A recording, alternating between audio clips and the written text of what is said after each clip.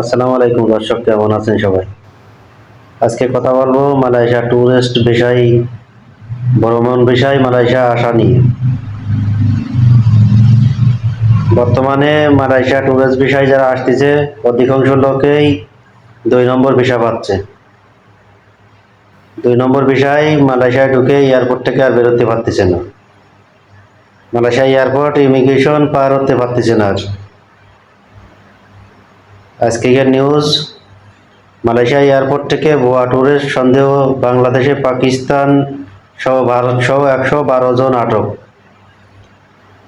এদেরকে সবার দেশে ফেরত দেওয়া হয়েছে, সবাইকে দেশে ফেরত দেওয়া হয়েছে, কেউ ইমিগ্রেশন পার হতে পারেনি। এই ভুয়া টুরিস্টে যারা আসতেছে কেউ ইমিগ্রেশন পার হতে পারবে না। ইমিগ্রেশনে আসার আগে এদেরকে দেশে ফেরত দেওয়া হবে বা দেওয়া হচ্ছে।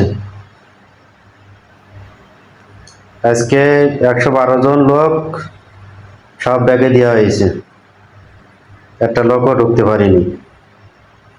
বর্তমানে ট্যুরিস্ট ভিসার কোনো লোক ঢুকতে পারতেছে না, খুবই কষ্ট হচ্ছে ঢুকতে, কন্ট্যাক্ট ছাড়া ঢুকতে পারতেছে না। তো যারা ট্যুরিস্ট ভিসায় আসতেছেন বা আসবেন, সবাই চিন্তা ভাবনা করে আসবেন। শুধু শুধু দালালের কাছে টাকা দিয়ে কেউ কান্নাকাটি করবেন না। বর্তমান পরিস্থিতি খুবই খারাপ, কলিং ছাড়ার কারণে ট্যুরিস্টের লোক ঢুকতে পারতেছে না।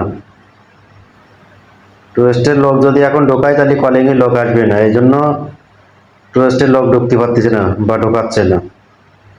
সবাই সাবধানে থাকবেন, যারা আসতে চাচ্ছেন চিন্তা ভাবনা করে আসবেন। ধন্যবাদ।